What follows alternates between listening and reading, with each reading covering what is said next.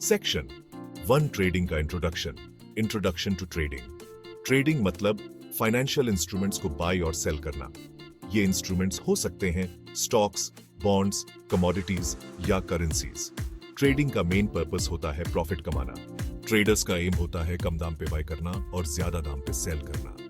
वो मार्केट में होने वाले प्राइस मूवमेंट्स का फायदा उठाते हैं। ट्रेडिंग कई टाइप्स की होती है। डे ट्रेडिंग में एक ही दिन में बाय और सेल किया जाता है। स्विंग ट्रेडिंग में पोजीशंस को कई दिनों या हफ्तों तक होल्ड करके रखा जाता है। लॉन्ग टर्म इन्वेस्टिंग में पोजीशंस को कई महीनों या सालों तक होल्ड करके रखा जाता है। हर टाइप के लिए अलग अप्रोच और स्ट्रैटेजी की जरूरत होती है। फाइनेंशियल मार्केट्स डायनामिक होते हैं और हमेशा बदलते रहते हैं। ये सभी पार्टिसिपेंट्स के कलेक्टिव एक्शंस को रिफ्लेक्ट करते हैं। यही चीज ट्रेडिंग को एक्साइटिंग और चैलेंजिंग दोनों बनाती है। इसके लिए मार्केट मैकेनिक्स की क्लियर अंडरस्टैंडिंग होना जरूरी है। सेक्शन 2 मार्केट को समझना, अंडरस्टैंडिंग द मार्केट। मार्केट एक लिविंग एंटिटी की तरह है। ये सप्लाई और डिमांड के बेस्ड पे मूव करता है। ट्रेडर्स को यह समझना जरूरी है कि इन मूवमेंट्स को क्या इन्फ्लुएंस करता है। इकोनॉमिक इंडिकेटर्स, कंपनी न्यूज और जियोपॉलिटिकल इवेंट्स की वजह से प्राइस चेंजेस हो सकते हैं। सक्सेसफुल ट्रेडिंग के लिए इन्फॉर्म रहना बहुत जरूरी है। मार्केट सेंटिमेंट भी एक इंपॉर्टेंट रोल प्ले करता है। ये किसी पार्टिकुलर मार्केट के प्रति इन्वेस्टर्स का ओवरऑल एटीट्यूड होता है। फॉर एग्जाम्पल, अगर इन्वेस्टर्स ऑप्टिमिस्टिक होते हैं तो प्राइसेस बढ़ते हैं। अगर वो पेसिमिस्टिक होते हैं तो प्राइसेस गिरते हैं। सेंटिमेंट को समझने से ट्रेडर्स को इन्फॉर्म डिसीजंस लेने में हेल्प मिलती है। टेक्निकल एनालिसिस एक की टूल है। इसमें फ्यूचर ट्रेंड्स को प्रिडिक्ट करने के लिए पास्ट प्राइस मूवमेंट्स को स्टडी किया जाता है। पैटर्न्स को आइडेंटिफाई करने के लिए चार्ट्स और इंडिकेटर्स का यूज किया जाता है। इससे ट्रेडर्स को ये डिसाइड करने में हेल्प मिलती है कि ट्रेड में कब एंटर करना है और कब एग्जिट करना है। फंडामेंटल एनालिसिस एक और इंपॉर्टेंट एस्पेक्ट है। इसमें किसी कंपनी की फाइनेंशियल हेल्थ को इवैल्यूएट किया जाता है। इसमें अर्निंग्स रिपोर्ट्स, बैलेंस शीट्स और कैश फ्लो स्टेटमेंट्स को एनालाइज करना शामिल है। स्ट्रॉन्ग फंडामेंटल्स अक्सर लॉन्ग टर्म गेन्स की तरफ ले जाते हैं। सेक्शन 3 जरूरी स्किल्स और knowledge, skills and knowledge required. Trading सिर्फ लक के बारे में नहीं है। इसके लिए स्पेसिफिक स्किल्स और नॉलेज का होना जरूरी है। सबसे पहले ट्रेडर्स को फाइनेंशियल इंस्ट्रूमेंट्स और मार्केट्स को समझना होगा। इसमें यह जानना शामिल है कि अलग अलग मार्केट्स कैसे ऑपरेट करते हैं और किन फैक्टर्स से प्राइसेस इन्फ्लुएंस होते हैं। एनालिटिकल स्किल्स बहुत जरूरी हैं। ट्रेडर्स को डेटा को इंटरप्रेट करने और क्विकली डिसीजंस लेने में सक्षम होना चाहिए। इसमें टेक्निकल और फंडामेंटल एनालिसिस दोनों शामिल हैं। उन्हें ट्रेंड्स को आइडेंटिफाई करना होगा और मार्केट इंडिकेटर्स को समझना होगा। रिस्क मैनेजमेंट एक और एसेंशियल स्किल है। ट्रेडर्स को अपना कैपिटल मैनेज करना आना चाहिए। इसमें स्टॉप लॉस ऑर्डर्स सेट करना और ये जानना शामिल है कि ट्रेड से कब एग्जिट करना है। प्रॉपर रिस्क मैनेजमेंट से सिग्निफिकेंट लॉसेस को रोका जा सकता है।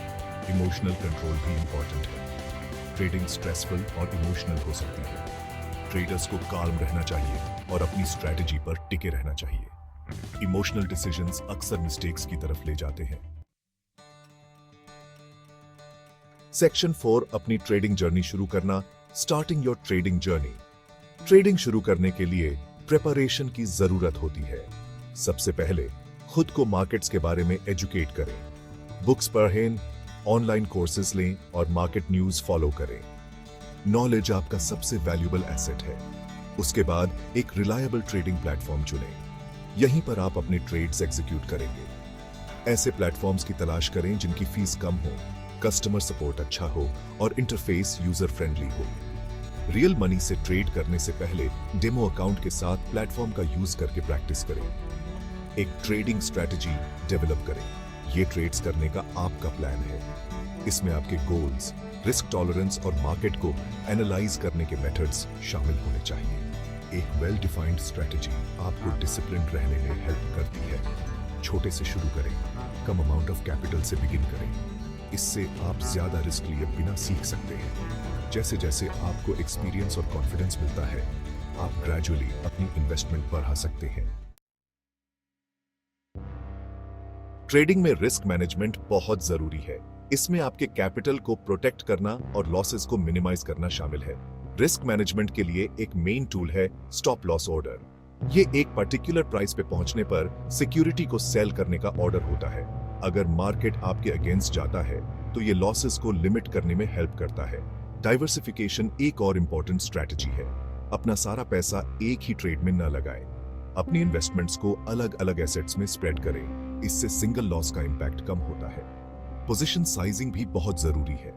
हर ट्रेड पे अपने कैपिटल का एक स्मॉल परसेंटेज ही रिस्क करें। एक कॉमन रूल है कि अपने टोटल कैपिटल के 1 से 2% से ज्यादा पर ट्रेड रिस्क न करें।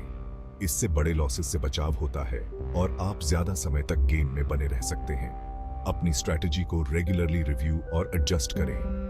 मार्केट्स बदलते हैं और आपके अप्रोच को भी बदलना चाहिए। नई इंफॉर्मेशन को सीखते रहें और खुद को अडेप्ट करते रहें। इससे आपको आगे रहने और रिस्क्स को इफेक्टिवली मैनेज करने में हेल्प मिलेगी। ट्रेडिंग के अपने एडवांटेजेस होते हैं। एक मेन बेनिफिट है हाई रिटर्न्स की पोटेंशियल। सक्सेसफुल ट्रेडर्स काफी प्रॉफिट्स कमा सकते हैं। ट्रेडिंग फ्लेक्सिबिलिटी भी ऑफर करती है। आप इंटरनेट कनेक्शन के साथ कहीं से भी ट्रेड कर सकते हैं। एक और एडवांटेज है लेवरेज की एबिलिटी। इसका मतलब है कि अपनी पोटेंशियल रिटर्न को बढ़ाने के लिए बोरोड फंड्स का यूज करना। हालांकि लेवरेज रिस्क को भी बढ़ाता है। इसे वाइजली यूज करना इंपॉर्टेंट है। ट्रेडिंग के कुछ डाउनसाइड्स भी हैं। एक मेन चैलेंज है इसमें इन्वॉल्व रिस्क का लेवल। मार्केट्स वॉलेटिल हो सकते हैं और प्राइसेस रैपिडली चेंज हो सकते हैं। इससे सिग्निफिकेंट लॉसेस हो सकते हैं। ट्रेडिंग टाइम कंज्यूमिंग भी हो सकती है। इसके लिए मार्केट्स की कांस्टेंट मॉनिटरिंग की जरूरत होती है। ये स्ट्रेसफुल और डिमांडिंग हो सकता है। शुरू करने से पहले इन चैलेंजेस के बारे में अवेयर होना इंपॉर्टेंट है। ट्रेडिंग में इमोशंस एक बड़ा रोल प्ले करते हैं। फियर और ग्रीड डिसीजंस को ड्राइव कर सकते हैं। फियर की वजह से ट्रेडर्स जल्दी सेल कर सकते हैं। ग्रीड की वजह से लोग लूजिंग पोजीशंस को होल्ड करके रखते हैं। इन इमोशंस को मैनेज करना इंपॉर्टेंट है। एक क्लियर स्ट्रैटेजी होने से हेल्प मिलती है। एक वेल डिफाइंड प्लान आपको फोकस्ड और डिसिप्लिन्ड रखता है। इसमें एंट्री और exit points, risk management techniques और गोल्स शामिल होने चाहिए। इमोशंस हाई होने पर भी अपनी स्ट्रैटेजी पर टिके रहे। एक्सपीरियंस से सीखना बहुत जरूरी है। हर ट्रेड वैल्यूएबल इंसाइट्स देता है। क्या काम आया और क्या नहीं, ये समझने के लिए अपने ट्रेड्स को एनालाइज करें। इससे आपको अपनी स्ट्रैटेजी को इंप्रूव और रिफाइन करने में हेल्प मिलती है। ट्रेडिंग कम्युनिटी ज्वाइन करना भी बेनिफिशियल हो सकता है। अदर ट्रेडर्स सपोर्ट और एडवाइस दे सकते हैं। एक्सपीरियंसेस और स्ट्रैटेजीज शेयर करने से आपको एक ट्रेडर के तौर पे सीखने और ग्रो करने में हेल्प मिलती है। ट्रेडिंग में अर्निंग्स बहुत वेरी कर सकती है। बिगिनर ट्रेडर्स स्मॉल प्रॉफिट से स्टार्ट कर सकते हैं। जैसे जैसे उन्हें एक्सपीरियंस मिलता है, उनकी अर्निंग्स भी आ सकती है। एक्सपीरियंस्ड ट्रेडर्स का सिग्निफिकेंट प्रॉफिट्स कमाना अनकॉमन नहीं है। हालांकि ये याद रखना इंपॉर्टेंट है कि लॉसेस भी ट्रेडिंग का एक हिस्सा है। एक्सपीरियंस्ड ट्रेडर्स को भी लूजिंग ट्रेड्स का सामना करना पड़ता है। इंपॉर्टेंट बात यह है कि लॉसेस को मैनेज करें और गेन्स को मैक्सिमाइज करें। इसके लिए स्किल, नॉलेज और डिसिप्लिन की जरूरत होती है। Full time traders substantial incomes कमा सकते हैं। कुछ लोग एक दिन में हजारों डॉलर्स कमा सकते हैं। हालांकि इसके लिए सिग्निफिकेंट कैपिटल और एक्सपीरियंस की जरूरत होती है। पार्ट टाइम ट्रेडर्स भले ही कम कमाएं, लेकिन ये फिर भी एक प्रॉफिटेबल साइड इनकम हो सकती है। फाइनली, अर्निंग्स आपकी स्ट्रैटेजी, स्किल लेवल और मार्केट कंडीशंस पर डिपेंड करती है। अपनी पोटेंशियल अर्निंग्स को बढ़ाने के लिए कंटिन्यूअस लर्निंग और एडेप्टेशन की है।